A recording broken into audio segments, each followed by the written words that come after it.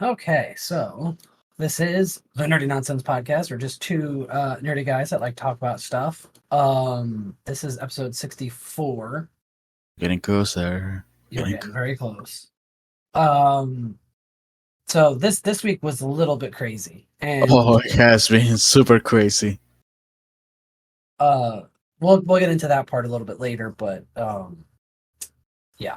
So I guess I'll start off with what I did this week. I didn't really do too much, unfortunately. I just been so tired from work and stuff. So we started Righteous Gemstones. The first episode, The new season or the whole series? the new season. Oh, okay. I thought it was hilarious. I feel bad for Keith. Still. And then we started. Was it Wednesday night? We started Secret Invasions. Oh, nice. I don't know how I feel about it yet.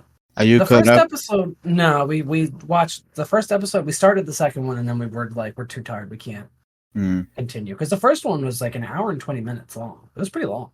And then they've been decreasing in size as they've been going. This latest one, episode 4, has been one of the shortest. Really? And I didn't saw the timing because I'm just waking up really early, like before even my alarm clock goes off. So I'm like, I'm up. I guess I'll watch Secret Invasion now. And then when I finish it, I was like, why does it feel so short? My alarm hasn't even gone off. And usually, at least with the next two episodes, 2 and 3, my alarm will go off like when I'm like 10 minutes away from finishing the episode. Wow. So I'm like, what the hell? And yeah, apparently it was like 30-something minutes or less. It's a little weird. But I feel like some of the story's a little bit disjointed, and I know they're trying to go for this like spy thriller kind of like vibe, but there are certain things that I think they're holding on to information when I feel like some things should just be kind of sort of like teased or revealed a little bit more. Like what happened to the scrolls, because like I know that it'll come with time, but we just kind of get jumped into, oh, they're bad, and then something happened. Nick Fury's apparently not the same after the blip, and I mean we haven't seen him since. Oh my God, was the last movie that he was in Captain Marvel? No, technically was Spider-Man Away Home. I mean, Far From Home, but kinda. Well, we find out later, kinda. Yeah, that's what I'm saying, kinda.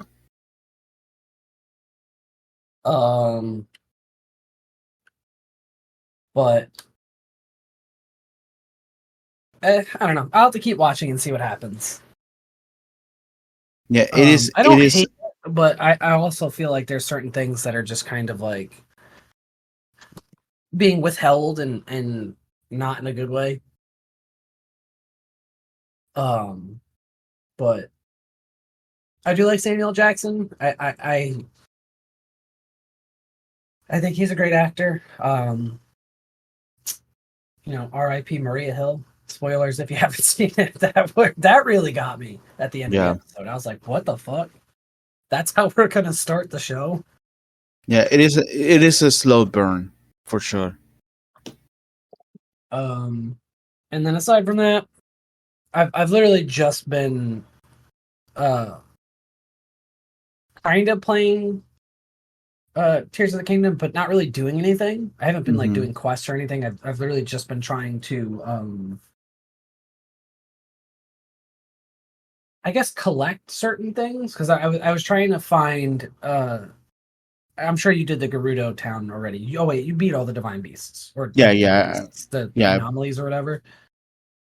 But once you do them all, you can go back to each city or town, whatever they call them, and like for the Gerudo town, you can get the Scimitar of the Seven and the Daybreaker shield, and I've been trying to find all the stuff to make the shields and the weapon so that I can fuse them, and then I've also been trying to like beat Lynels, because apparently you can't get silver Lynels until you beat other Lionels first. Oh, no Same wonder. with the what are the weird frog things that like um The ones in the depths, no, the they're like lizards. Sorry, not frogs. the lizardos. But yeah, the lizardos. Same thing with them. You can't get the one that has the red horn until you defeat a bunch of Hinoxes and Lionels Oh, first. So huh. I've been trying to do that to I train. I encounter already most of the silver stuff, but I haven't faced a single line Lionel. Really? Yeah. Yeah, I just started getting the silver Bokoblins. Yeah, but goblins. I face already silver lizardos. What is the other silver stuff? There's a silver Hinox too, or a boss Hinox or something like that that has a different thing on its head. I think I got that one as well. And the boss goblin, well, goblin or whatever they call it, the big Yeah. one. Also the silver version I face. But I've been trying to just do that because I want to get materials so that I can make better fusion weapons because I've been Mm-hmm. really fusing stuff. And I think the max weapon that I have right now is one that I did on accident, and it's like Yeah. 54 damage. Oh But I know wow. that there's better stuff that you can do. Oh yeah, Uh, yeah. That's much better. so that's why I was trying to get the Daybreaker shield and the Scimitar of the Seven because apparently if you fuse that with like a silver Lizalfos horn or a silver Lionel horn, Mm-hmm. it's like an insane amount of damage. So that's what I'm trying to do, but I haven't found them yet. So I have to just keep beating the crap out of stuff. I And then you see. have to wait for the blood moons for them to respawn. So it's kind of tedious. But yeah, I think that's been everything that I've been doing. I see. My week pretty much on my shows. Secret Invasion episode 4 just came out. Like I said, felt very short. There was a big thing in there happening. Uh, the the show has been just a slow burn. Uh, and again, the whole sensation of each episode shrinking. I'm like, I don't know, maybe they should have been all the same length, perhaps. But Samuel Jackson, Mendelssohn, Don Cheadle, the acting is great. But yeah, that obviously I don't want to talk about the big thing since you haven't seen it and it's very recent. But if you have gone online, maybe you can figure out what it is. Probably I'll talk about my theories if they are not revealed on the next episode about that big thing. But we'll see. Uh, Other than that, what we do in the shadows came back Oh, that was this the other week. one. I Yes, completely forgot about that. 2 This episodes. was really good. Oh, they changed the game. They changed the game very in a huge way. I can't wait to see how the whole season goes now. We kind of left the last season where we thought Guillermo was going to turn into a vampire, but then he kind of sort of half vampires in the first episode. Colin Robinson's still my favorite. These last 2 episodes were phenomenal. Yeah, Nope, I'll get it. Zeka Burger Burger. and then Naja trying to get a doll Naja a new body, Yes. and they go to the Build a Bird toy, and they're like, can I have a body with a welcoming but pussy? Oh, this is a pussy. This is a vagina. I can't remember. Vagina, and then she says a taint or an asshole. Yeah, that taint. shines. I was like, oh my god. And the lady's like, what? I'll take the rainbow hat. Oh my god, so funny. Naja yeah. continues to be her and Colin Robinson continue to be 2 of my favorite characters. Yeah, and again, the whole now Guillermo's a vampire thing is really game changing, and I just want to see how things go from now. Let's see what else. I still haven't seen the new episode of Bridge because it came out like a couple minutes ago. It airs Yeah, on then it it airs on airs. Saturdays on Hulu, so I haven't been able to watch it. I was gonna watch that next. Um, then what else I saw? Always Sunny, the competition. Have you seen this episode? Oh, we didn't get to see it this week yet. It's bowling competition between the boys and the girls, and Oh God. shenanigans coming out of there, including it's not a big spoiler because it's nonsense. But Frank is putting chili inside a bowling ball and eating out of there. Like he's using the holes. He's putting French fries on the holes so he can get the chili out while Oh, eating. God. Yeah, that kind of weird shit. My Adventure with Superman episode 3 came out. They introduced 3 new villains. Again, the show is good. It's very wholesome, great action.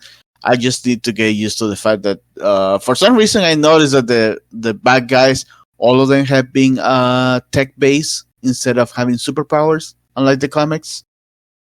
So I'm like, I guess I need to get used to this, unless they reveal something big or I don't It's a know. little bit of a strange diversion Yeah, from yeah, the comics. especially since Clark is the only one with powers in this show. So I'm like, I mean, even if they do it like, oh, they had an accident with the machine and the machine gives them powers, that's okay. But so far, everyone abilities have been tech based, like using a machine, using a machine. So I'm like, we'll see how this goes. But so far, so good. What else? What else? What else? How I Met Your Father. We ended the end of the season this week. They put 2 episodes back to back. What else? That I haven't been playing. I haven't touched Tears of the Kingdom this week at all. Just work and all the stuff. I went to see a movie on Monday or Tuesday. I can't remember. Now let me double check. Da, da, da, da, da. Oh yeah, I saw Mission Impossible on Tuesday. There you go. Because apparently they did an early screening or early release date for the film.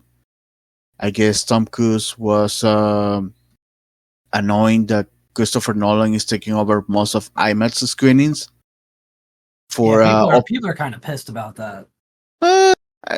Mostly I've been seeing is only Tom Cruise piece of but yeah, because of the fact that Christopher Nolan got a deal with IMAX because he's IMAX daddy or something like that, and his films are pretty much all made for IMAX. Pretty much, he was able to get Oppenheimer to open as many IMAX screens as possible. So because of this, Tom Cruise was like, fuck this. Then instead of having it on a Friday release, they release it on a Wednesday, which means there's gonna be some screenings on Tuesday, since that's how it goes kind of nowadays. Instead of having the Friday opening, it's actually on Thursday, but for some reason they're not counting Thursday. They keep saying it's opening on Friday or whatever. But yeah, so I saw the movie. It's amazing. You saw Oppenheimer, you mean? No, Mission Impossible: Death Reckoning. Yeah, it happened on Tuesday. I saw it on Tuesday, even though because of that reason. But yeah, the movie's great. It's a lot of action. It was so invested in the film that I didn't notice the time when the time flew for me. And this is almost a 3-hour movie, like 2 hours and 40 minutes or something like that. So yeah, like it is so freaking good. I can't wait for part 2, and it's funny because the main bad guy in a way is an AI gone rogue, and it kind of goes with the whole AI use and topics and all the stuff. So it is funny on that front. But yeah, I can't wait for the second part. As always, Tom Cruise is just doing crazy stunts. The train one, the jumping out of the mountain, even though it's not the craziest one that I seen from him on these films, still is insane that he did it for real and multiple times, even. Yeah, he did multiple takes. I think the one where he was hanging out of the plane was probably the craziest, and that was Yeah, the last one. But that that- he still did some crazy shit in this, and he refuses to let them use a stuntman. And Oh, he's yeah, what, almost 60 now. he's already, yeah, he's more than 60. Damn, He's- I give him credit. Oh yeah, for sure. And then the rest of the cast is great. Yeah, Haley Atwell is great in this. The rest of the team also is great. Some characters appear from prior movies that I wasn't expecting to see again, but that's really cool. And then, Vanessa Kirby just steals my heart, so whatever. But, and then, what else? And then, I haven't seen this. On Apple TV, I think the Platonic ended as well. Yeah, it ended. The season, it was a really good show. I haven't seen the latest episode on the Crowder Room, but but based on the reactions from Twitter, apparently crazy stuff's happened. And after you realize what it is called, the Crowder Room, then I was like, oh, so that makes sense why people are going crazy. Because I don't mind checking to see why, since I don't care about spoilers. So I was like, oh, okay, they're going crazy. Oh yeah, I forgot about that. So I'm gonna be watching it also after we stop recording. What else? What we do in the shadows, and that's pretty much it. I mean, like I said, I haven't touched Tears of the Kingdom this week. I just been focused on some other stuff, especially the big stuff that we're gonna be talking about. And yeah, that's pretty much it. So I guess with that we can jump into the news. Obviously the big strike happened, but that is gonna be the last thing we will be talking about. So let's see. Early this week we got a couple trailers released and some casting announcements, which in retrospective are kind of useless at this point, but I'll still talk about. We got our final trailer for Blue Beetle from DC, and that went along for a lot of announcements for Superman Legacy casting. So James Gunn announced this week that Nathan Fillion is going to appear in the film as Green Lantern Guy Gardner, my favorite Lantern. Isabella Merced. As soon as I read this, I was like, Caesar has to be fangirling right now because this is the first time I think we've seen him on screen, right? Yeah, it's the first. It's his live action debut. They couldn't have picked a better person. I think of all the people, Nathan Fillion's probably like almost perfect for him. And the funny thing is, a lot of people were fan casting him as Hal Jordan for a long time, especially since he voiced Hal in many of the DC animated movies. Yes. Like Doom, Justice Doom. One of, I think he voiced also Hal in two of those Green Lantern movies that we had. But yeah, I know we did the one where they had the multiple lanterns. But I think there was a couple. I think he voiced Hal 3 or 4 times. Emerald Knight, I think it was. Yeah, Emerald Knight. Yeah, and Before My Power. One of those is like an anthology movie kind of thing, but Hal is in there and he's voicing Hal. I just love Nathan Fillion. I think he's a great person. He's a great actor. Yeah, but him being Guy Gardner is just amazing, and Gunn confirming since he's very active on Twitter. People when people are asking stuff, he's like, "Oh yeah, of course I cast my good friend Nathan Fillion so he can wear guy's bowl cut. So it's gonna be funny that they're gonna use the classic look, at least on his haircut.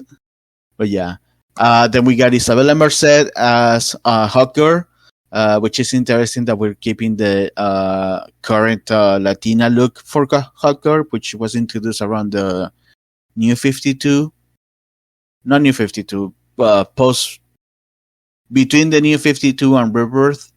They brought back Hawker into the movies and into the comics. I mean, and she has been portrayed as Latina since then. And Isabella Merced is fellow Peruvian, so that's also awesome.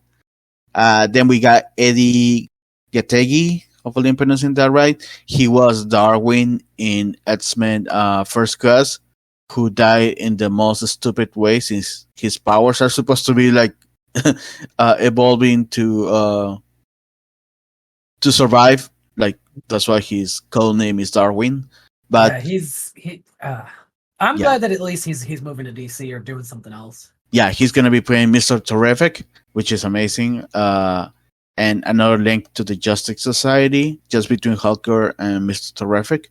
And later in the week, like I want to say 2 days after this announcement, it was also announced that Anthony Carrigan, who many people know from Barry as NoHo Hank, is gonna be Metamorpho. Which is, they're pulling some obscure not obscure, but some older characters out for this movie, and I am excited. Yeah, I like that Gunn is pulling from DC listers, like people that I would never expect to see in a live action. Like, if they're doing something Justice Society, of course, Mr. Terrific will be one of the top choices to see him, since he's one of the leaders, being one of the smarter people in the DC universe. This is also not the first time that we have Mr. Terrific in live action. He was in The Flash. No, in Arrow. Sorry. We have a version already. Hulker is another one that we had a version, live action version in Arrow, and then moving into Legends of Tomorrow. Metamorpho will be his first time, as well as Guy Gardner. And funny thing between Mr. Terrific and Metamorpho, there was like around the Rebirth era of comics, this team called the Terrifics, which had Mr. Terrific as the leader. It was like a Fantastic Four kind of ripoff, since it was Mr. Terrific, Plastic Man, Metamorpho, and Phantom Girl, and their powers are kind of similar to the Fantastic Four in nature, and so we have half of the team already cast in this movie. Many people were talking about how this is not anymore a Superman movie, but once again, James Gunn replying to a Twitter comment or threads or whenever it was, because he's also on threads and being active over there as well. He responded to someone saying, "I thought this movie was about Superman," and he's like, "Oh, it will be about Superman, but since this is not an origin story, it will more explore Superman life, both as a superhero, as one of the big heroes in a world that has other heroes, and his life as Clark." So I guess these characters won't be having such a big screening time, but it will be just to show that the world, this new universe, is populated with other superheroes, and Superman is perhaps the biggest one, so that kind of stuff. Also related to all of these, after the final trailer for Blue Beetle came out, Gunn also said that Blue Beetle and other characters from these last movies will continue into the new DC EU. He didn't mention the other characters, but he confirmed Xolo Madrigueña, who is playing Blue Beetle, as moving forward. So that's good, but obviously we'll see who else goes, and also we'll see when this movie comes out, especially since stuff is happening now.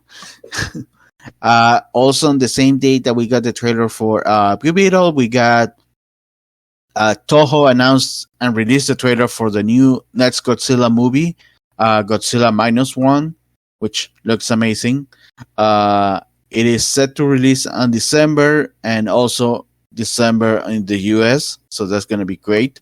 I saw some comments from even Toho themselves. It seems that this is gonna be like a sort of sequel to Shin Godzilla, so that's gonna be interesting because this Godzilla looks more like a modernized version of the classic one rather than the Shin Godzilla version.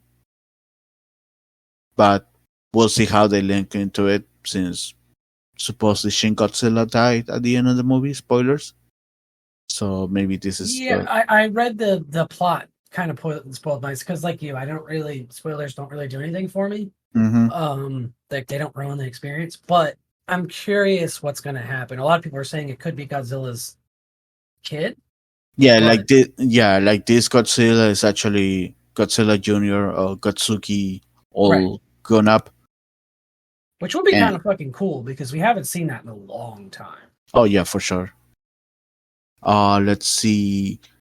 We also got a trailer for Wonka, the first trailer, which looks good until the point that we see Hugh Grant as an Oompa Loompa, and I'm like, this is nightmare fuel.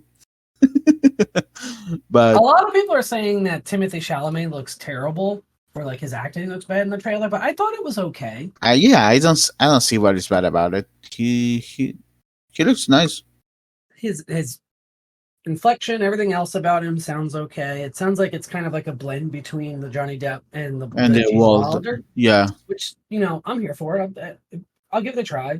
But yeah, damn, that Hugh Grant was terrifying. I know. It looks weird as hell.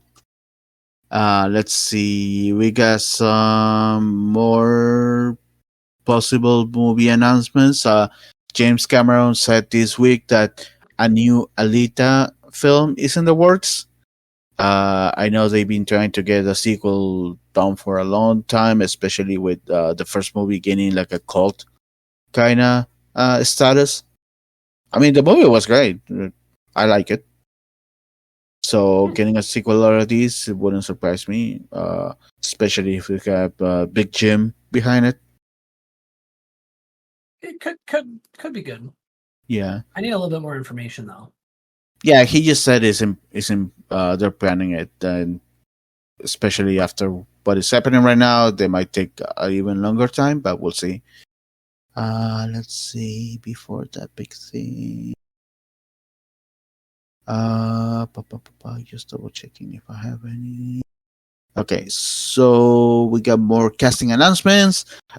Cameron Monaghan, who many people know as Cal Kestis on Jedi Survivor, is the newest person to join the cast of Tron Ares. Is that the working title or is that the actual title of the movie? As far as I know, that's the final title of the movie. I'm not enthused about the title. It's kind of dumb, but I'm glad that he's going to be in it because I think he's a phenomenal actor. Oh yeah. Are they bringing back Flynn? I don't think so because, I don't think so. I don't know. It's kind of depressing, but I don't know. I still hold out hope that this could be really good. But this has also been one of those things that we've heard rumors about Tron for 15 years. Yeah. It's been a long time. Yeah, but this for sure is a for sure movie. It's gonna be right now stuck in waiting status until what is happening is resolved. Let's see, Universal and Amblin Studios, which is the company Steven Spielberg production company, have joined forces in a new partnership to create upcoming films. This is very interesting. I mean, I would have thought that they've been in a relationship for a while, especially since E.T. I think is still under Universal. It is. When I read this, I was very confused because he has a strong relationship with Universal already. Yeah. So I don't understand. And even the Indiana Jones films and all the stuff, even though it's under Lucasfilm and Amblin is involved with that. I think in some shape or form. I know Spielberg was a producer on that, but I don't know if it was under Amblin Entertainment or not. But I know Paramount, which is owned by Universal. I think it's owned by, is it? Or I'm confusing my. But Um, I know Paramount has the rights to all the Indiana Jones films and series, and they're just sharing stuff with Disney. yeah, they're doing like a shared licensing or something like that. I Yeah, forget. yeah. Even Destiny is like a share thing. Even though it's under Disney, still I think Universal or Is Universal or Paramount? No, I'm doubting myself. One or the other have like licensing fees or whatever. But yeah, it will be interesting. What do they do, especially if we get a classic Spielberg back in form? Let's see. Amazon Prime Video released a sizzle reel of the upcoming shows, confirming some release windows. We never didn't got a specific date, but uh, the Boys spin-off Gen B, which is supposed to be set in like a college kind of thing for superpower people. That is by Boyd Industries, is confirmed to be released on September. Another thing that we got was our first look, and to be honest, I forgot that this was happening, or maybe I never heard about it until now. First trailer for the Mrs. and Mrs. Mr. and Mrs. Smith reboot series with Daniel Glover in the I title saw role. this and I was like, why? Who asked for this? Yeah, but he does good stuff, so we'll see. This one is coming in November, if I remember. I didn't put the. Yeah, I remember fall. Yeah, and they show all the stuff, but those two were the big ones for me at least. Let's see. Let's see. Sticking with Universal, and this is more on the park stuff. Universal announced that Stranger Things is returning for Halloween Horror Nights. Many of the YouTube channels that I've been seeing that pretty much like try to guess what the new houses will be and other stuff have had Stranger Things on their like bingo boxes or whatever for a long time. So this is just final confirmation. It looks like it's gonna take care of the latest season, which had Vecna and all that stuff. So Yep. Supposedly, rumors are that it's going to be Vecna's house from the end of the series. So, I'd be really excited. And I guess expect a lot of running up the hills music in there as well. As much as I love the song, I really hope it's not in there. I really hope it's not. But yeah, I think I also saw the other day they confirmed some scare sounds, but I haven't gone into it. The Stranger Thing was the main thing that I saw. Also, Universal announced that for their Hollywood Studios site, they haven't said anything yet about Florida. They announced that one of their old buildings rides that they haven't been using for a while is gonna be now repurposed for a Fast and Furious ride. Oh no! Please Yeah, no. so it's gonna be above family. You haven't been on the one that's at Yes, I've been on that one. oh god, it's bad. It's So bad. it's trash. So I guess this one is gonna be updated with the newest stuff. So the crazy stuff, the ridiculous going into space and fighting a submarine kind of stuff. Because if I'm not mistaken, the one in Orlando right now, and I guess Is from the movie that released in 2018, I think, which was Fast Five. I think it was prior. Yeah, Fast Five. So that's the first movie when they start jumping into insanity. So Yeah. and this one feels more like just regular stuff, like the prior movies. Although there's one point that Vin Diesel jumps into this helicopter, and for some reason the helicopter kind of shrinks or he goes in size. It looks kind of weird. It's yeah, and then there's drones at one point, and you're just kind of like, what? Yeah, but for the most part, it looks like a generic action movie. At least the plot of the ride, and I'm gonna assume with this one they're gonna update it more to the crazy stuff that we have in the last couple of years. And who knows, Probably. who knows? Maybe they can bring other characters that debuted since. I don't know, maybe like Sean and all that stuff, and The Rock, if he's still not fighting against Vin Diesel on the back. I mean, The Rock is technically in the one that's at I Universal mean, Orlando, so maybe yeah. Oh yeah, he is. I forgot. I can't he's remember. only in it for a very small amount of time, but he's in it like literally right at the beginning for like 2 minutes or 2 seconds, and then he's at the end. Yeah, maybe Han can be in there because I think at this point in the films he's dead, quote unquote dead. In Fast Five, we still think he's dead. He comes back in the 7th movie. Yeah, so maybe they can put Han in there as well. We'll see. I don't know if you also saw, but just Mhm. keeping on Universal news, the Villain Con ride is doing soft opens as of Oh, yesterday. I didn't saw that. Um, Interesting. was it yesterday or this morning? I don't know. Some people are saying since yesterday afternoon they started doing like soft opens Mm-hmm. for certain people inside the park, and reviews were pretty good. I think people are saying that it's better than the Midway Mania at Disney World. So what's also interesting is they're doing kind of like how Disneyland did the Spider-Man ride with the web shooters. You can actually Yeah. buy the gun that you use on the ride Oh, and nice. upgrade it or something. People aren't really sure because a lot of the pieces haven't been like released yet. Released, yeah. So they're thinking they're going to do the same thing as you kind of do with the web shooters, which I think is kind of fun. Maybe you instead of blasting whatever is you can blast farts or I don't know whatever other minion shit you can do. Maybe one of them shoots bananas. Who knows? Banana.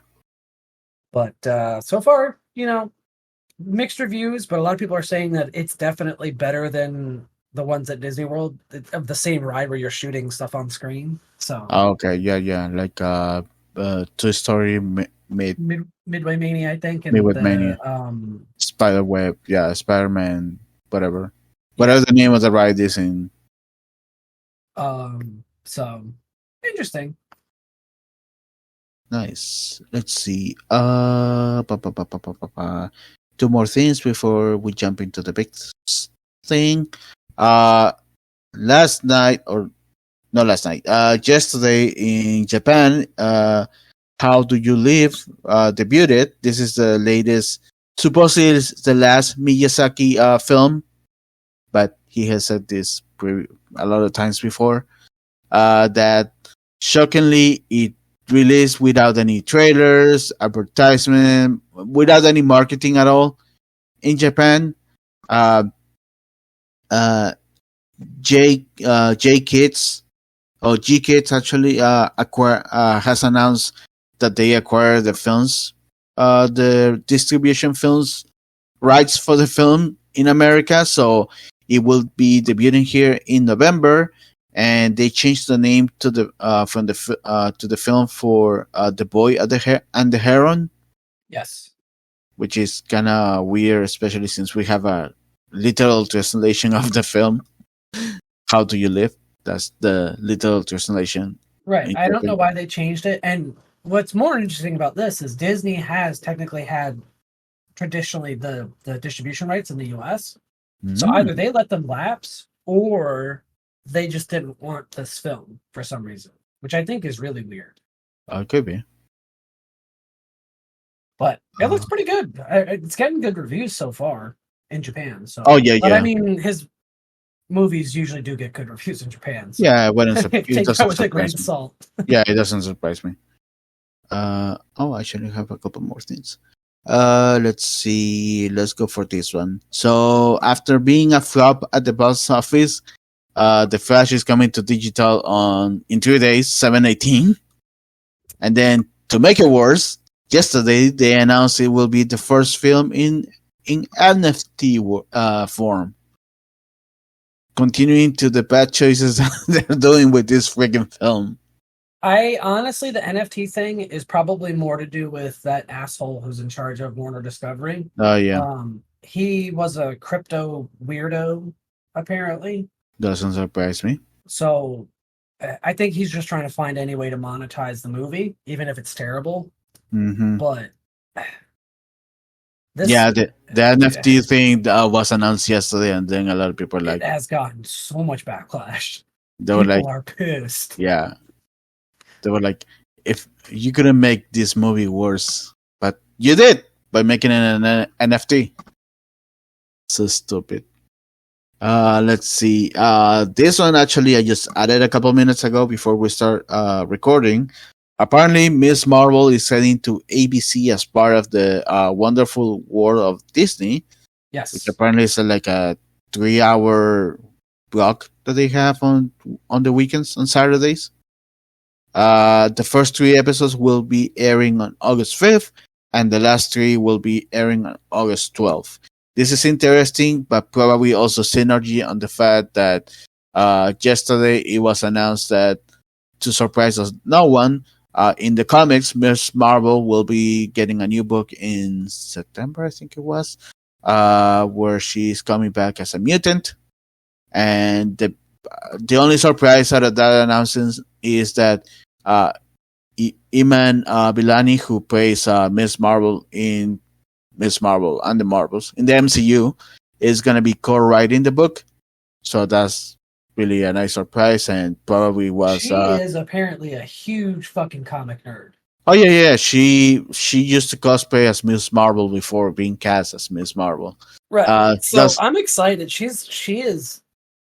I don't know how well she is as a writer, but she has so much knowledge about the character and the background that I think she could write a really good story, or at least co-write a really good story. Correct. Yeah, mostly when it comes to these celebrity co-writing or writings, when I see co-writing, for the most part, the comic book writer is doing the writing, and the co-writer is actually just giving ideas, bouncing off. Right, they're just kind of like influencing the story a little. Yeah, and normally it doesn't last that long unless they actually get into the writing side of stuff and they like it. There's a couple few examples of people that actually from the industry that have gone into writing more comic books by themselves. Kevin Smith perhaps is one of the biggest sample. Not only is he's a director, but he has done great runs on both Green Arrow and Daredevil, and also he has some Batman stuff on DC. Paul Dano, who play Joe the Riddle in the Batman, has done a couple one shots and I think a mini series on DC for the Riddle as well, which they have been received very very good. And then the other people, Patton Oswalt, that's another one that has done comic book writing as well. He's before. Also like a regular writer, though. I didn't realize until recently that he's he did writing apparently for or ghost writing. Yeah, that's true. He has been a writer before. He's an actor writer, so actually that part doesn't surprise me. And Kevin Smith also is he writes the script, so that part is. I guess Paul Dano will be more of a example on my here. But yeah, otherwise you have your Keanu Reeves over at Boom Studios, or who was the other one that was doing something with Image? There was two people, I forget. One of them was a lot bigger than the other one, and I forget who it was. Yeah, but normally they just do a couple issues just to get the hook. Yeah. And then they just drop off, especially if they're co-writing. Let me see if I can get a list of celebrities doing comic books. Let me see. I see CM Punk has done something. He did just a story compilation on some comics, so not that big. Rosario Dawson also did some stuff, but that was co-writing. Bill Hader and Seth Meyers, but both of them are writers from SNL, so that's not weird. Let's see, Gerard Way. Well, he started as a comic book writer, and Before he was in a band, he was a yeah, comic and a cartoon writer. yeah, he went to school for that before jumping into My Chemical Romance. So let's see who else. John Cleese apparently did. Oh, I had no idea he did He something. did a run of like British Superman, I think, right? Oh yeah, Superman 2 with yeah. Oh, interesting. Rashida Jones, I see, did something. Mark Hamill's done a bunch Mark of different stuff. Hamill, Patton Oswalt, which and Kevin Smith, but those two are writers already. So let me see. Just want to double check. I have another list out here. I already saw Samuel Jackson, apparently co-writer something. Said that John Cleese, Tom Morello. Yeah, he did something with Dark Horse. Yeah, I see that. It was apparently really good. It was like a one-shot something or other. Yeah, 12 issues. Yeah, Thomas Jane apparently did something as well, but co-writing. Brian Posey, but he's also a writer and well, stand-up comedian and actor. But you need Rob to write. Zombie had a whole bunch of runs. Oh yeah, comic. Like I always forget about his because but he's also a director and a screenwriter, so that Right. will make sense. Jennifer Love Hewitt apparently was involved in something as a co-writer. the Wachowskis wrote a bunch of like Dr. Frankenstein comics. They're also script writers. Paul Scheer, that's another one that's also a writer for TV and films. So Kevin Smith, I said that. Yeah, for the most part, when you get those celebrities co-writing, you get either they dip after a couple issues because they were just used to promote it, or they actually like the stuff and they remain and start doing their own thing. So she could go either way, especially since she knows already about this world. She's been in this world before comics and all that. So maybe she likes what she's doing and she will remain there, especially right now since nothing is shooting. So, but we'll see. And then the last thing that I have before the big stuff, and this is also kind of big, and also in a way kind of goes into the strike. This week the Emmys were the nominations were announced. Also because of the current strike, although when it was announced, it wasn't confirmed. So they said that maybe they will be pushed from the original planned date. Which at this point probably is going to be 100% push. But yeah, we got nominations. Some of the big things that at least I'm not going to go through the whole thing, but Succession and The Last of Us got the biggest nomination of all. Succession with 27, The Last of Us with 24. For drama, we got Andor, Better Call Saul, The Crown, House of Dragon, The Last of Us, and Succession. The White Lotus and Yellow Jackets. In comedy, we had Abbott Elementary, Barry, The Bear, Jury Duty, The Marvelous Miss Maisel, Only Murders in the Building, Ted Lasso on Wednesday. One thing that was there were a couple first time breaking history stuff happening during the Emmys. Both Jenna Ortega and Pedro Pascal made history as being the first Latinos nominated as lead actor and actress. Also, Pedro Pascal became one of the first few people nominated for like 4 different things. I know he was nominated for guest star in hosting, some role in comedy, I think it was, like for TV movies. Obviously, his role as Joel, he's nominated as lead actor and something else. We have the kid from The Last of Us, the episode. Let me just I want to get his name correctly.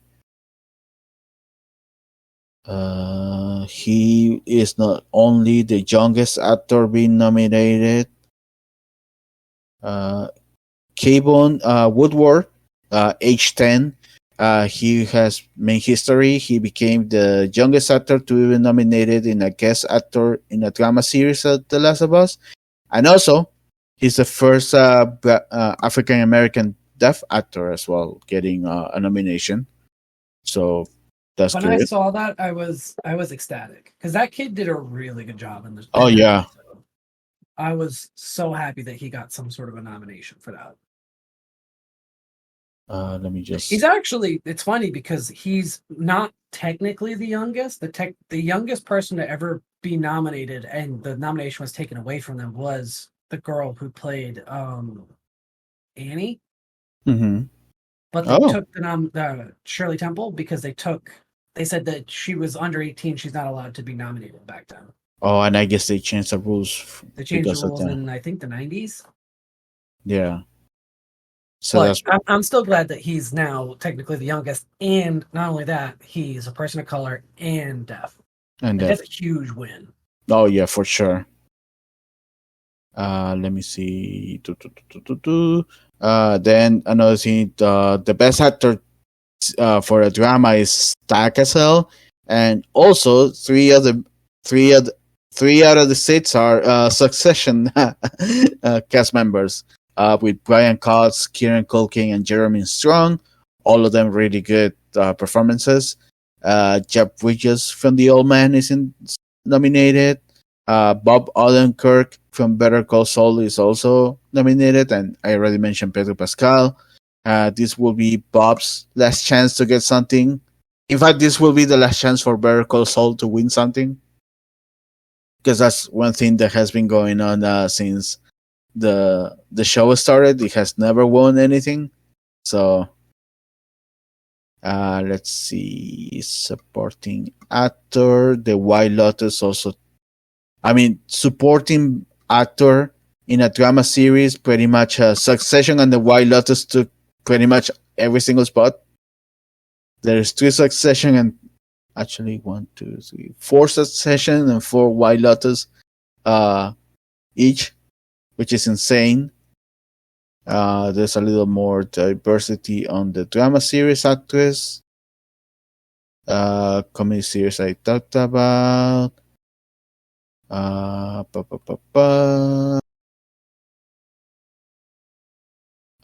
Nothing here. Ted Lasso, is getting a lot of love as well. Jason Sudeikis is in best actor in a comedy series, and supporting actors. We got Phil Dunster, we got Brett Goldstein. So that's good on that, especially since this is supposedly the last season. White Lotus? No, Ted Lasso. Oh, yeah.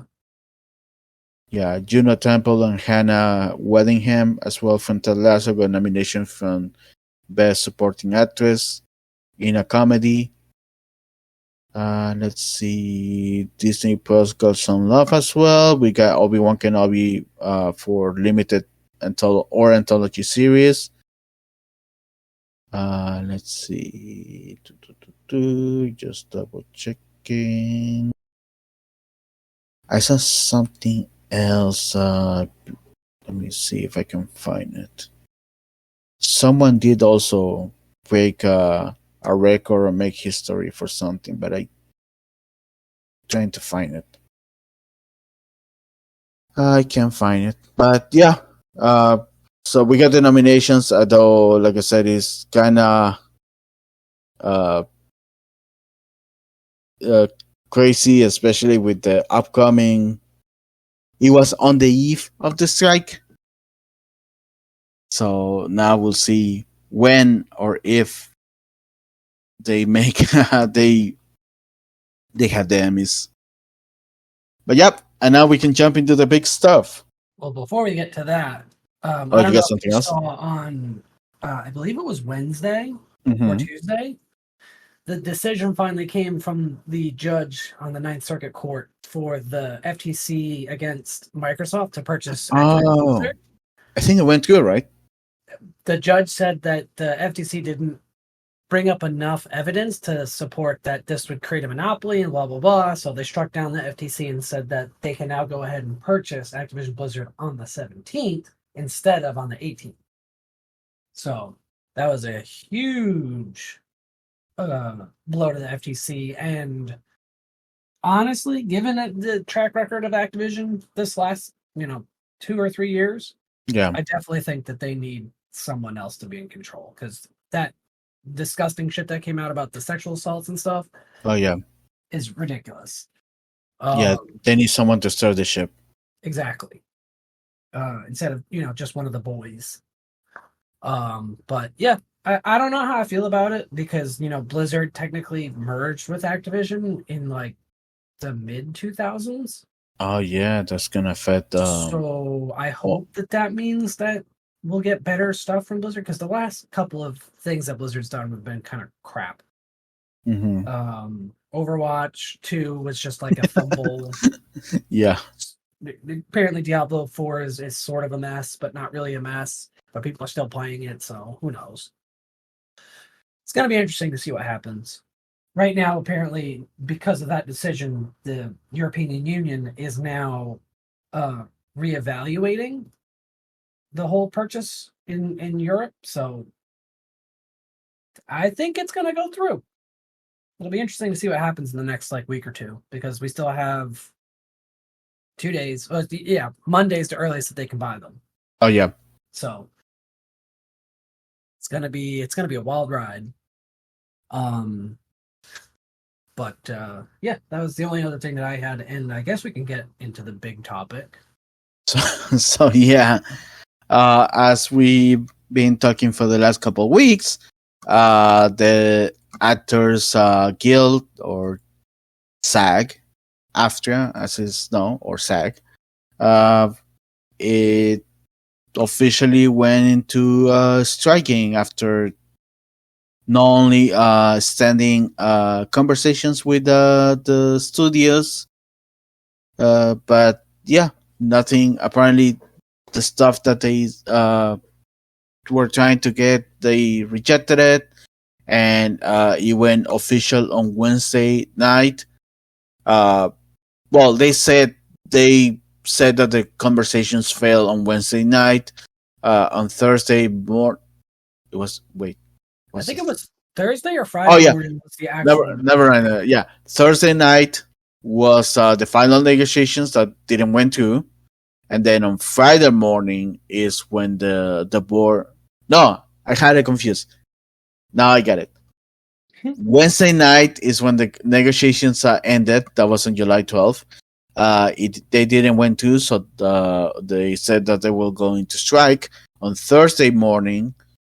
Pacific time, the board of the SAG went to vote to officially announce, and they had a press conference at noon on noon Pacific California time. A press conference with Fran Drescher, the president of the SAG,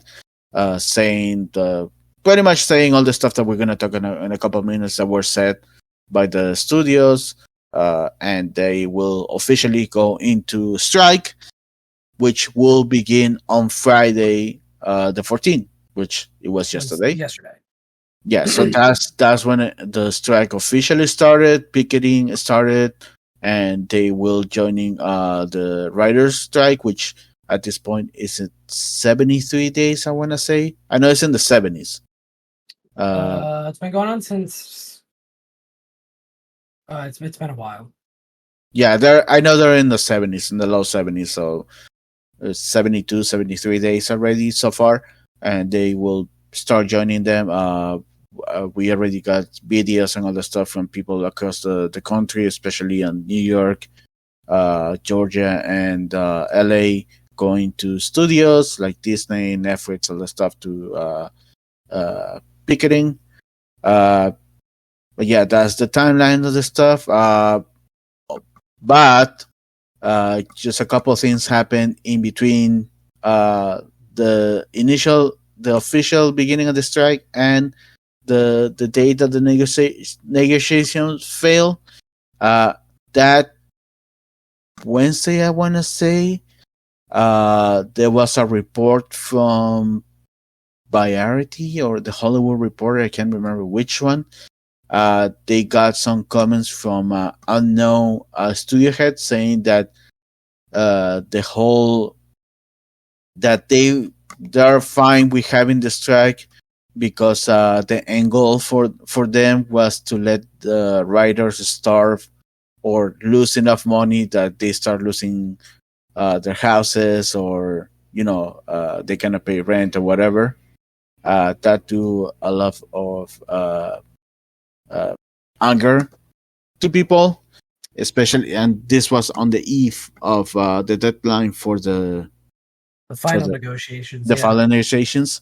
Then the following day, on Thursday, after the strike was confirmed and everything, an interview with Bob Iger came out, and oh boy, did he say some pretty nasty stuff.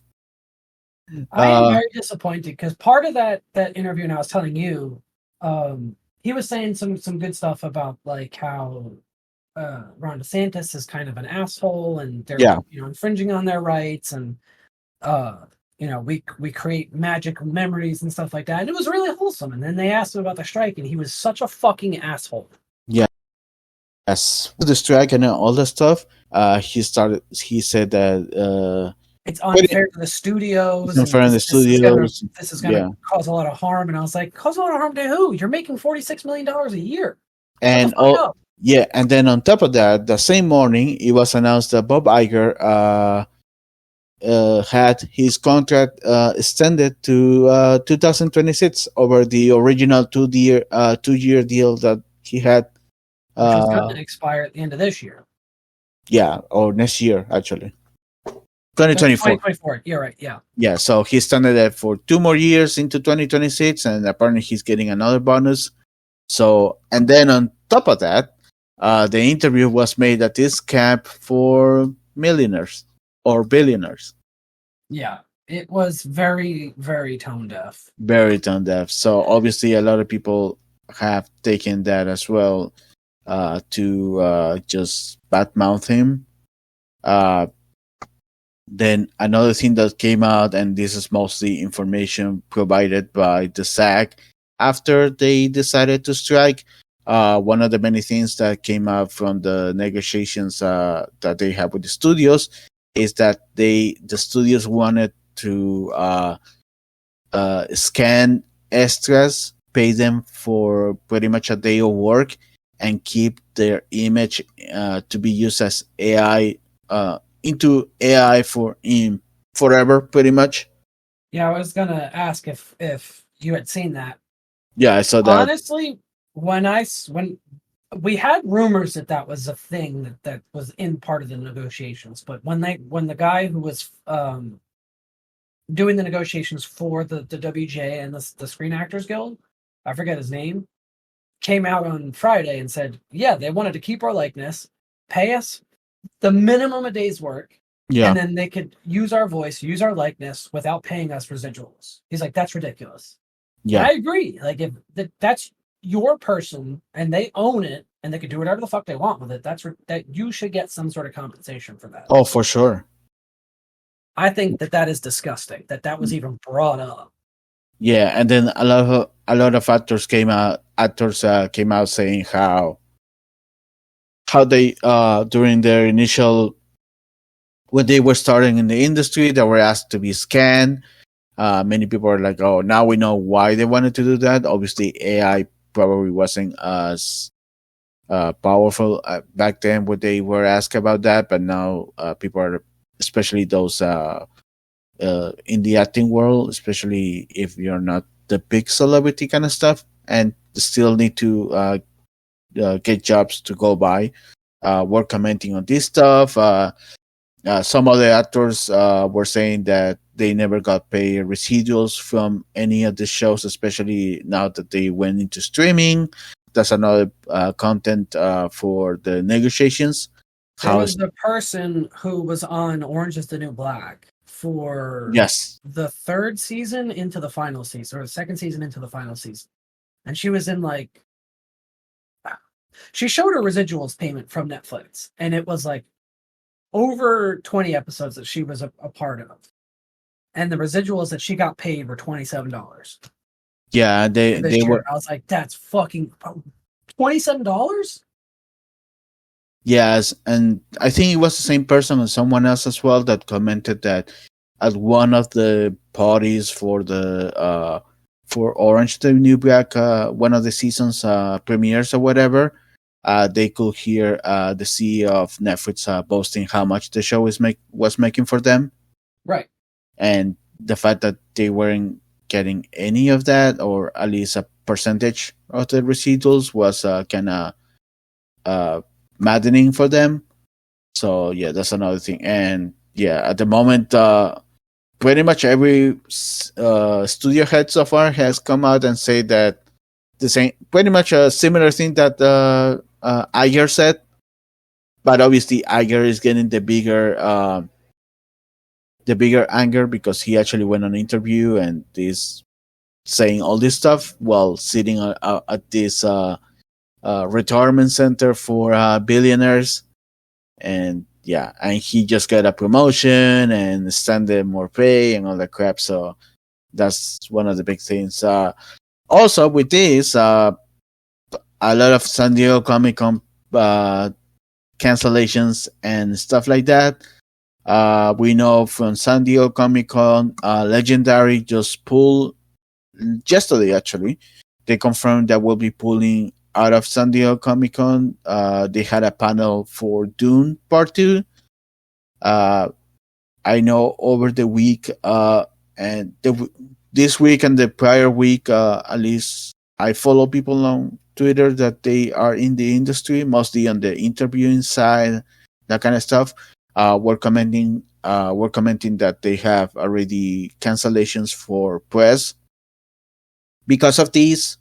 The interesting thing, and I don't know if you saw this yesterday, but some SAG kind of did something yesterday night where they can still do Cameo to get their brand deals and some other stuff to bring in income, but they can also still do meet and greets as long as it's not tied to a specific movie.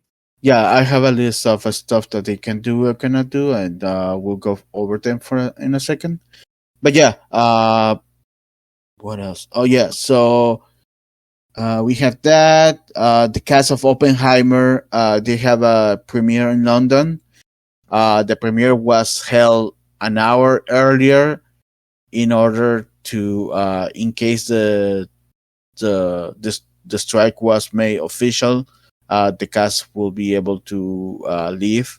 And in fact, they actually all did that before the screening. Christopher Nolan came out before the screenings announcing that the cast left as the SAG strike was made known, and he empathizes with everyone. That the writers and the actors should be paid by the studios, and he later said that he won't be doing any other films until all of this is resolved. We know a couple of films have already stopped their productions. Perhaps the biggest one is Deadpool 3, which is right now or was shooting, and we got more pictures from shooting on after we saw the costume for Wolverine, but yeah, they have officially stopped shooting because of the strike. Let's see, Mortal Kombat 2 and Gladiator 2 also have gone on hold. FX Alien TV show, that's another one that has gone on hold.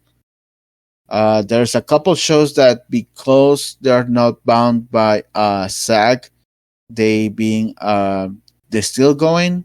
House of the Dragon is one of them because most pretty much at least the main cast is under Equity, which is the UK counterpart of the SAG, and because they are so they are not bound to the SAG laws, and also there's a law in the UK that unless they are striking, they cannot join a strike in solidarity.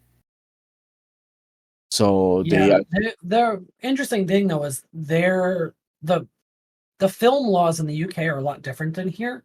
So yeah, there are a lot of things that they don't have to worry about that the US actors and actresses have to worry about. So they got kind of lucky, but I can see that they might. There are rumors that they might also strike, but not in solidarity, but for other reasons. But we'll yeah. see. Well, they need to get, It's just like a rumor, but yeah, they need to get Equity to strike for something related to them, yes, because by law they cannot do it without any reason. correct. I'm just trying to find the list. I had a list over here. Uh, The interesting thing that I saw on Friday was that was it Friday or Thursday? But over 300 actors, A-list and like B-list actors, Yeah. like penned an entire letter to the SAG saying that they wanted to strike, and that was kind of the tipping point. And people who like were a part of that letter, huge people. Jennifer Lawrence is on there, Meryl Streep, Julia Louis-Dreyfus, Rami Malek, Ben Stiller, Neil Patrick Harris, all in favor of the strike. Oh yeah, there's a They're lot of big people. name actors, like people making a lot of money. Yes. That's what a lot of people don't understand is just because you have that 1% of the Screen Actors Guild that's making, the $1 million+ a movie or whatever it is, you have all these other people who are like extras and whatever, and they're barely making paycheck to paycheck. And that's the part that's unfair. That's what they think that these people, and I agree, should be making a lot more money in order that they can live, and be the actors and actresses that they want to be, which I think is great. And I for all these people to come out and say, you know what, do it. These big time actors, I thought was a huge deal. So it's gonna be a wild couple of months. That's for sure. Oh, well, looking for the information that I was trying to find on what is allowed and what is not allowed. Abbott Elementary also has canceled their Comic Con panel. Yes. But yeah, that's true. Another show that is able to bypass or go in a loophole of the strike is Dune: The Sisterhood, which is shooting in Hungary, and it's the same thing because of the laws, and they are not part of SAG. They are able to shoot. Where's this freaking list? You're talking about the SAG strike list? Yeah, there was a nice list that I found.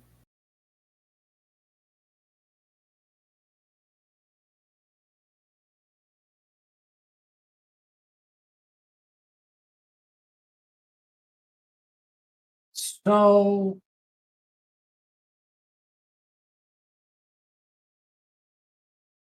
oh damn it. I know which one you're talking about. That's the one that I saw on Twitter. Yeah, that one was oh,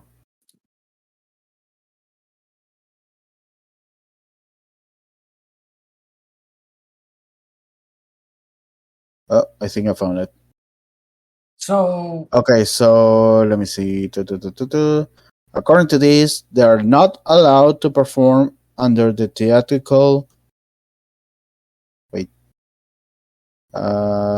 Yeah. So, on principal on camera work is acting, singing, dancing, performing stunts, piloting on camera aircraft, puppeteer, performance capture, or motion capture work. Principal off camera such as RDR, looping. That's why Deadpool can even do they weren't able to do improvisation even after the writer's strike. TV trailers for promos and theatrical trailers, voice acting, singing, narrations, including audio descriptive services, except as the service might be covered by another collective bargain agreement referred in the notice to members. Stunt coordinating and related services, background work, standing work, photo and body doubles, fitting, wardrobe tests, makeup tests, rehearsal and camera tests, scanning, interviews and auditions, including via self-tape, promotion or publicity service for work under the TV and theatrical contracts, such as tours, personal appearances, interviews, conventions, fans expo, festivals, for your consideration events, panels, premieres and screenings, award shows, junkets, podcast appearances, social media, studio showcases, negotiating and entering into and consenting to an agreement to perform, pretty much casting. Any new agreement related to merchandise connecting to a project, cover project. So I don't know if they haven't done any merchandise for, let's say, Captain America, the new Captain America coming soon, Anthony Mackie cannot do anything for new merchandise. Correct. The creation and use of digital replicas, including to the reuse of prior work. So I guess archival footage for, I don't know, a movie or something like that. Performing a trailer for a struck production on other ancillary content connected to a struck production. So any trailers for anything related to, I don't know, an MCU character that you may be doing. And then where's the list of stuff that they can do? There's another list. I'm having a hard time finding it, but I know right now they're allowed to, just off the top of my head, they're allowed to do fan appearances, monetized fan appearances. They're allowed to do certain already pre-negotiated brand deals, but they have to do them through Cameo right now. Yeah. And they're allowed to show up on a podcast as long as it's not monetized. They're allowed to show up on certain cable access things. They can do voiceover for animation or video games. I know that for a fact. I saw it. That's the thing that I memorized. They can do voiceovers. They cannot do if the voiceover requires mocap, though, they're not allowed to do it, like motion capture, which is a little strange that you can do the voiceover, but you can't do the motion part. But I guess that's technically acting. Yeah, that's acting. They're not allowed to do premieres and screenings, which I think you said. They're not allowed to do panels. Yeah. They're not allowed to do like studio showcases, tours, which I didn't even think that they did tours anymore. There you go. Found it.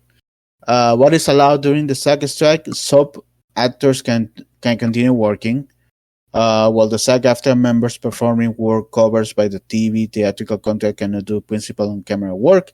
Sub actors are allowed to continue working during the strike since they work under the network code. So apparently there's some basic TV. It is allowed.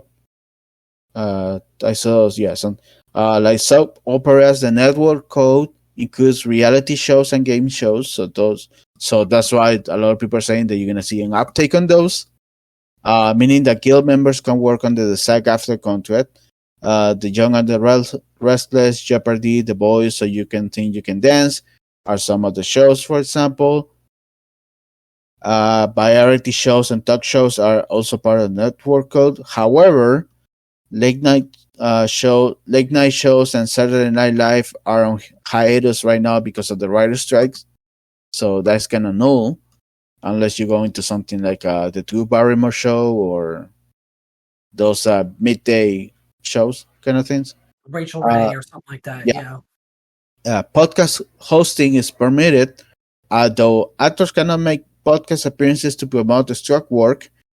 SAG members under the Independent Podcast Agreement and Micro Monetized podcast agreement are allowed to continue podcast hosting and conducting scripted performance podcasts. One example right now at the top of my head is Michael Rosenbaum has his own podcast. He interviews people, on other actors on their life in general. They might mention some movies that they done or TV shows, but that's pretty much the main stuff about it. So I guess this one is allowed, for example. I think that what gets into the gray area is like Yeah. the podcast that the Office Ladies, I think is what it's called. Yeah, those watching shows and stuff like that won't be permit. And I think the one that the guys from It's Always Sunny do, I think they're not allowed to do that one either. Yeah, and I don't know if that falls under network television though, because FX is not considered network television. Cable. Oh yeah. Yeah. So I don't. There's some like weird gray areas in there that. So just to bring Michael Rosenbaum again, he has also another podcast, which he does with Tom Welling, and they rewatch Smallville. I guess this one will be actually going into a hiatus since it might fall under this, or fall under the podcast that they cannot do. Influencers can keep on influencing. This is a funny thing, which is going to lead to something else that we saw. During the strike, SAG members are not permitted to promote the struck work or struck companies on the social media, but that doesn't mean they have to stop posting altogether.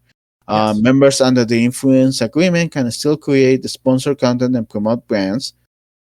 Per SAG, the influencers agreement only covers content made for digital distribution on the influencers or influencers and or advertisers on websites, social media, and YouTube channels. So again, like Michael Rosenbaum has his own channel, he can do whatever he wants in there, as long as he's not promoting any current work or stuff like that.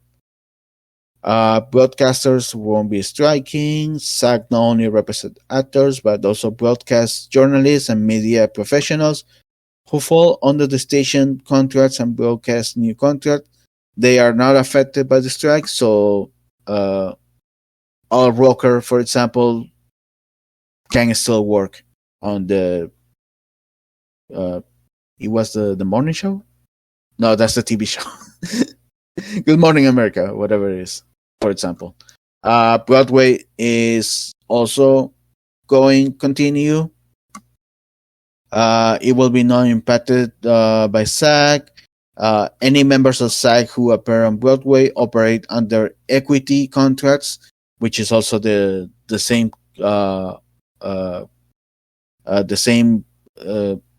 organization that the Game of Thrones actors, for example, this is their UK part, obviously, are under, and because of that, they can still continue acting. With actors typically have dual membership on the unions, so they can do Broadway shows if they want to, but no TV. They can do commercials, even though under the TV theatrical contract is barred. It allows under the commercial contracts. The work covered under the commercial contracts and audio commercial contracts includes radio, TV, and digital commercials, in addition to infomercials and jingles among the non-struck work. So Paul Rudd can go and do a commercial for Pepsi, but he cannot do a commercial promoting Ant-Man and the Wasp, for example. Some productions are acceptable while promoting strike is prohibited. To the strike, the SAG members can promote themselves as an artist, a fashion icon, a union activist, a commercial actor, or a proud SAG member. This is where you were talking about promoting themselves. Some members are able to work under those. And that's all that I have. I think I saw something else regarding convention appearances. Even though the conventions are marked under the nothing, it also depends what kind of panels are they doing. Yeah, so the panels themselves are not allowed to do. But like Mark Hamill can show up and do like a meet and greet, like a paid, like what you did at Star Wars Celebration with him. They Yeah, can still do those, but they're not allowed to do full on panels. They're not allowed to do anything to promote any sort of past or present movies, TVs, whatever they're working on. yeah. I think the only loophole that they can do about that is just do a panel and talk about, I don't know, pizza or whatever any other hobby that they can do. Yeah, so like Ashley Birch, who's been in a bunch of other different things, she's done voice acting for a lot of stuff. So, for example, those they can do voice acting for video games, since video games and animation is also not affected by the SAG. They can go and do panels about that. Bradley Baker's, Bradley Baker's or Nathan Fillion. your Nathan Feelings, as long as he only talks about voice acting. Your damn it, I forgot her name. Tara Strongs. Yes. Those kind of people can do go to conventions and do panels about their work. In a way, it just has to be acting, voice acting. And I saw and again, as we said, video games as well are not affected on this. But from what I've heard from what I was saying about Ashley Birch, I don't know if you know Ashley Birch at all, but she was the voice of Aloy. Yeah. Yep. She was also in Borderlands. She's been in a lot of different stuff. She's been in a lot of movies. She's been voice actors for a very long time. But she was saying that a lot of the voice actors and actresses are also going to strike in solidarity with them, and they're not going to do certain panels and other things if a SAG member was a part of it. So I know it's going to be interesting. Yeah, because I know a lot of people were wondering about Critical Role, since they just recently announced that they were going to London for some convention, and I know they're going to New York Comic Con as well. So I guess as long as they focus only on Critical Role, they can do that, because that's their own self-owned part of the podcast kind of thing. That like Matt Mercer specifically can't talk about anything else except for Critical Role. Yeah, so as long as they keep Critical Role, like Laura Bailey can do also some video game voice acting. Yeah, her video game voice acting stuff. Ashley Johnson perhaps is the only one that cannot talk about, let's say, The Last of Us TV show. Yes.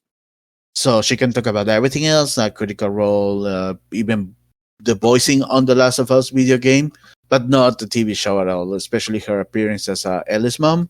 She cannot talk about that whatsoever. Nope. That's one of the loopholes about all of these. And then also there were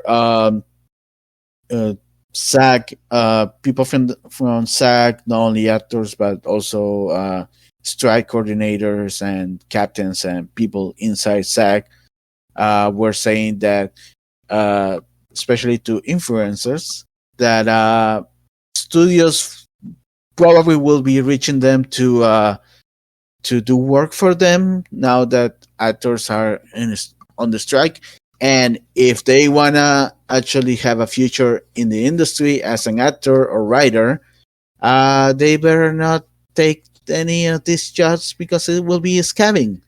And I've been seeing, and we were discussing it a little bit before, and we'll probably go into it in a little bit, but there's a lot of influencers right now who are foaming at the mouth because they're getting contacted by big studios to do, like, someone, I forget her name, was contacted about, I think she's like a makeup influencer on TikTok or something. She was contacted to do a thing for Barbie, the Barbie movie. Everyone in the comments is like, don't do that. If you want to have any sort of like connection to movies or acting, or if you want to be a video, like a movie influencer at some point, or even just like a makeup influencer for movies and stuff like that, stay away from it. The paycheck's going to be a lot of money, but it's going to be a one-time paycheck. You're not going to get any other sort of work out of that ever again. You're going to be blacklisted. I mean, she's going to be blacklisted by the SAG people. Exactly. Studios for sure, they're going to invite her premieres and streamings and all that shit, but she won't be able to do interviews with SAG actors. yeah, she won't be able to do interviews ever again. She won't be able to get a guest on her shows ever again. Yep. If for some reason she goes into acting, she won't be allowed into the guild at all ever, or writing or one of those things. Yeah, so that's risky. And as we were commenting, there's this guy called Straw Hat Goofy, which I seen in a couple things here and there, especially premieres. Yeah, he got picked up by Disney for a lot of stuff for D23, and also Yes, for that's what he I was saw. at Comic-Con last year, I think, too, for Disney. Yeah, some stuff from Disney and all that stuff. He went on TikTok and did a stupid ass video, pretty much saying, "Fuck you! I'm still gonna be invited to premieres and shit like that." While this is going on, and he's getting roasted all over the place. And he doubled down on it this morning. I was telling you too. He did another follow-up video, double downing on it, and then he was doing a live this morning saying that if they can work, why can't I work? Why can't I be an influencer if the SAG can be influencers? And it's like, that's not the point. The point is that how you said it, yeah, exactly.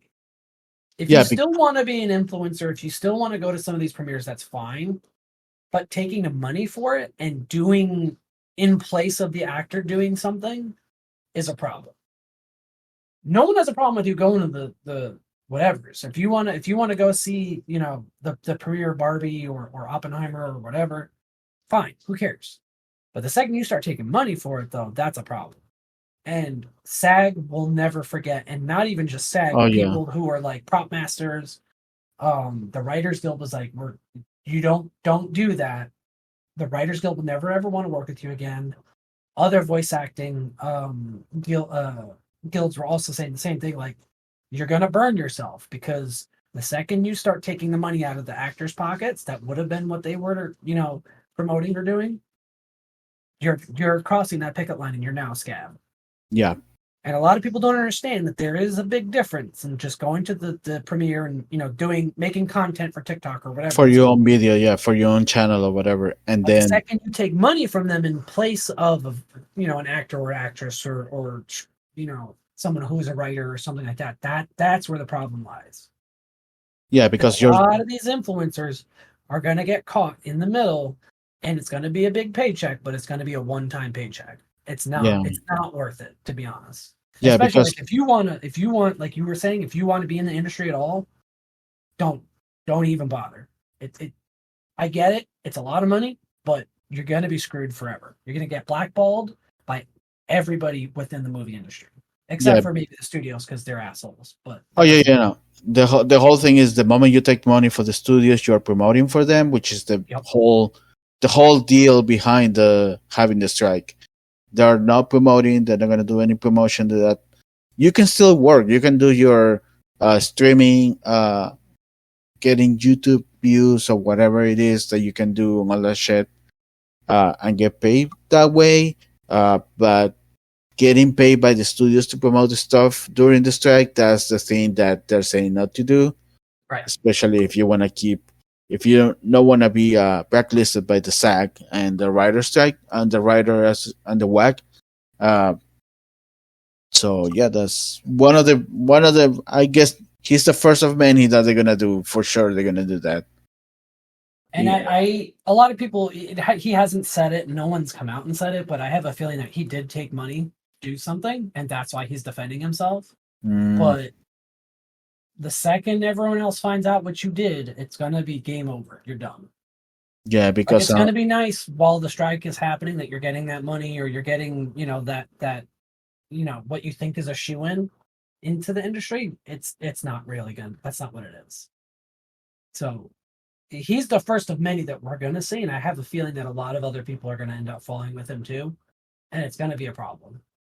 And I like him. I liked his content before he got picked up by like Disney and some of these other like bigger premieres. Like he was at the Mission Impossible premiere. Mm-hmm. He did Oppenheimer, I think, this weekend. Yeah. He went to London. In fact, his video was from London saying, and then at the end of the video, he's like, "Oh, but I'm making this video while I'm in London, I've been flew to London for the premiere of Oppenheimer. Right. I'm So like, this is the most tone deaf video that you couldn't done.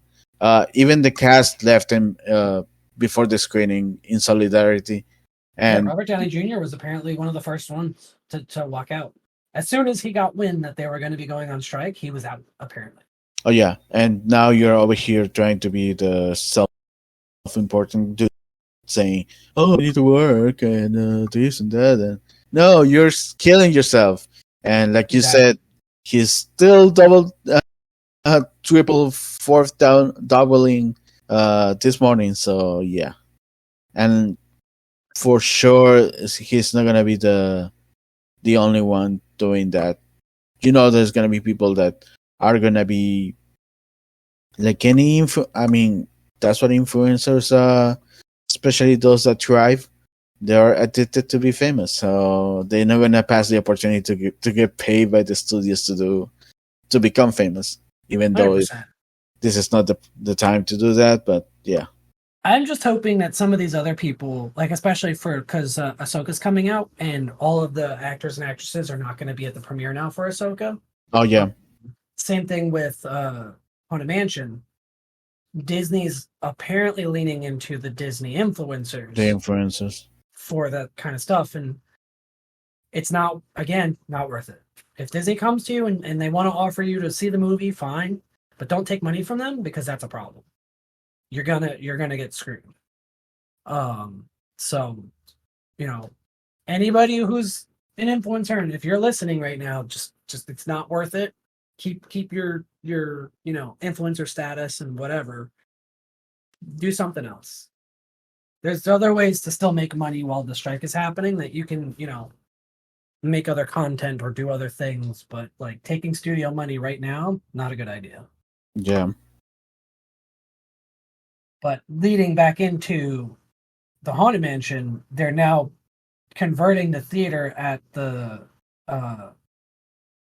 Disneyland, the one that they have the Roger the Musical playing at, and they're going to screen it at Disneyland because they can't do it at the. oh yeah, Yeah, they're converting the theater. It closed yesterday, and it's going to be closed until Monday, and I think they're doing the screening on Tuesday.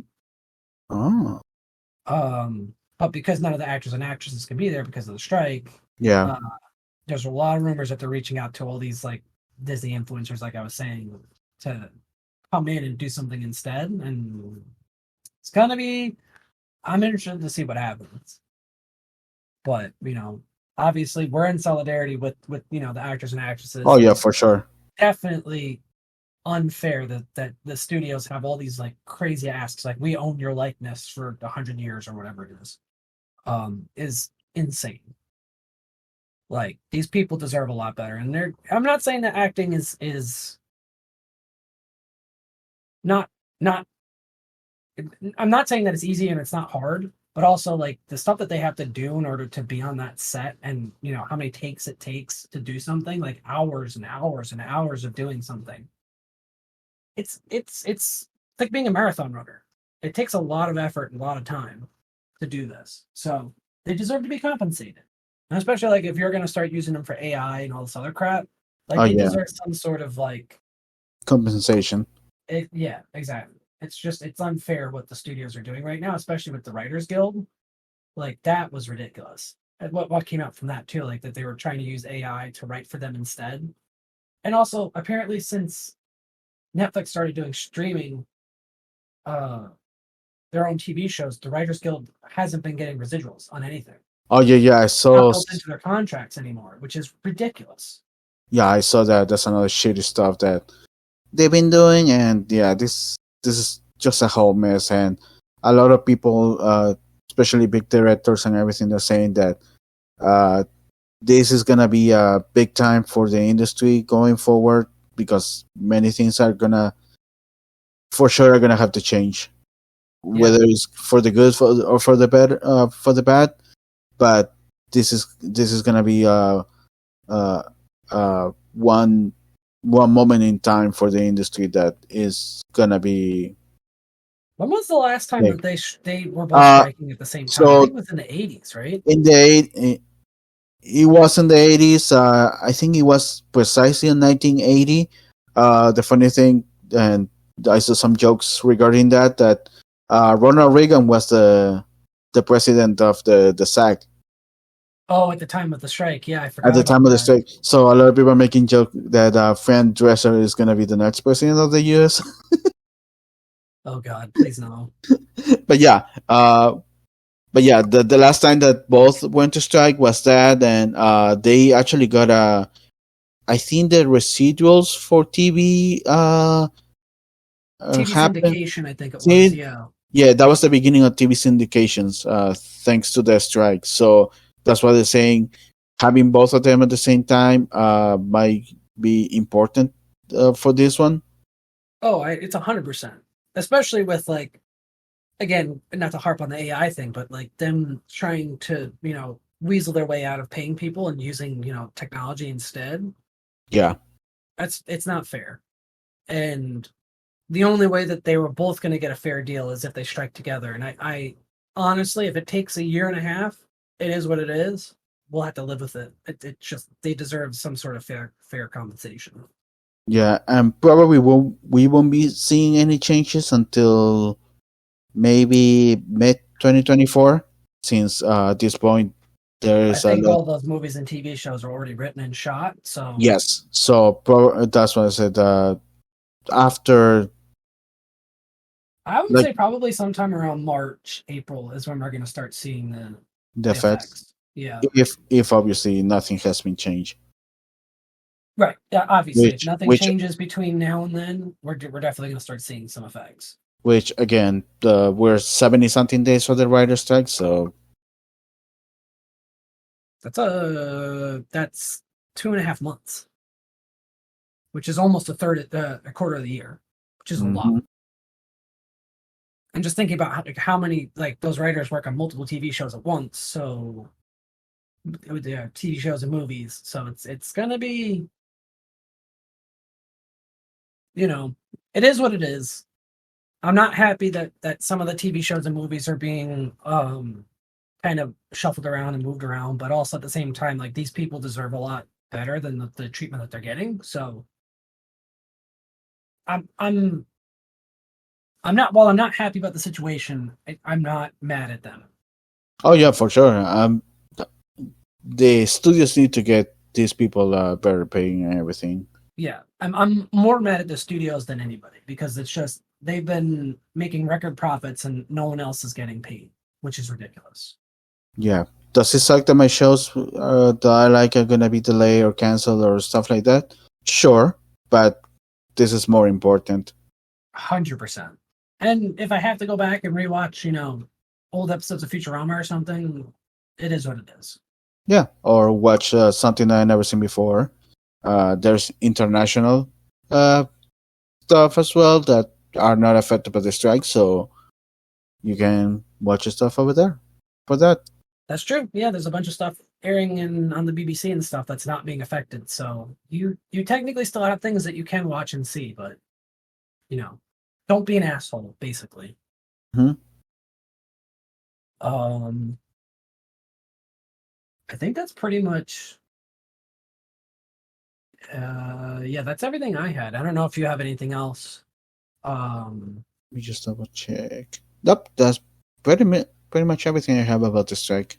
Obviously, we there's gonna be more stuff coming out since it's just the first day or second day at this point. Uh, for sure, there's gonna be a lot of shows and movies that are gonna be canceled or pushed or just stop filming. What's completely, there's a possibility that some actors and actresses are gonna fall out of projects that they already at this point accepted, perhaps. Especially if people like Sapsla or Bob Iger continue saying stupid ass shit. Uh, yeah, I'm very curious because next week is going to be the first like real hit because the strike yeah, just started yesterday. yeah. So next week As is of recording, the strike just started. Like we're recording on the 15th of July in 2023. The strike just started yesterday. yeah, So July 14th. So Yeah, so this week is when we're gonna start seeing the I have first a week. feeling there's rumors that the studios are going to try and drag it out, but I also at the same time, if they don't have actors and they don't have writers, everything they're doing, all of their money, their revenue is going to be completely tanked. Mm, So I really hope that we get to some sort of amicable or mutual agreement between everybody. Like everyone gets at least most of what they want to end the strike. I don't want them to just settle and just be like, oh, well, we're not making money. We need to just settle or whatever. Like, it's going to suck. And speaking of, there are ways that you can donate money. I forget what the website is. oh yeah, I've been seeing that all over Twitter.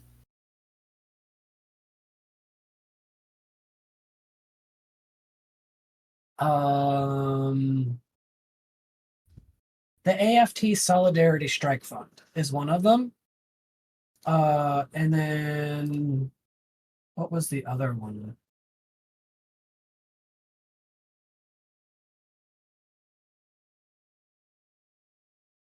Oh crap. I can't remember what the other the entertainmentcommunity.org.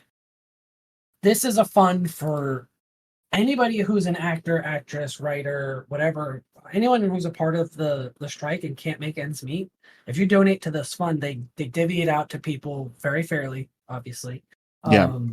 Just so that they can, get food, so that they can keep their rent up, all that kind of stuff while the strike is happening. So if you want to donate to entertainmentcommunityfund.org or entertainmentcommunity.org. If you have money, obviously, to support any of these writers and actors who are kind of struggling right now, while they're in between work because of the strike. So it's gonna be a wild next couple of weeks, that's for sure. Mm-hmm. Especially with San Diego Comic Con just around the corner. Yeah, I have a feeling that a lot of things are going to end up getting pulled from that as we continue to get closer again. Which And we were just going over a bunch of stuff that panels got canceled and stuff. But I have a feeling that a lot more other things are going to get taken out. yeah, and already that was very low on panel from the industry already. So yeah, it was very bare bones this year to begin with. So it's going to be. I have a feeling that as we get closer, they might end up canceling.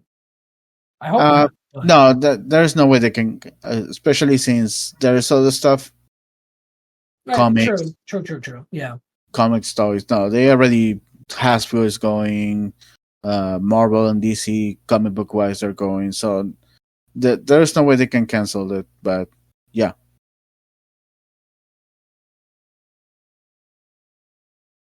Cool. So I think that'll do it for this week's episode. Obviously like, comment, subscribe. Let us know if there's something that we missed, or if you have other information about other places people can donate for, people in need from the strike. In the comments, always, want to make sure that we're helping out those people.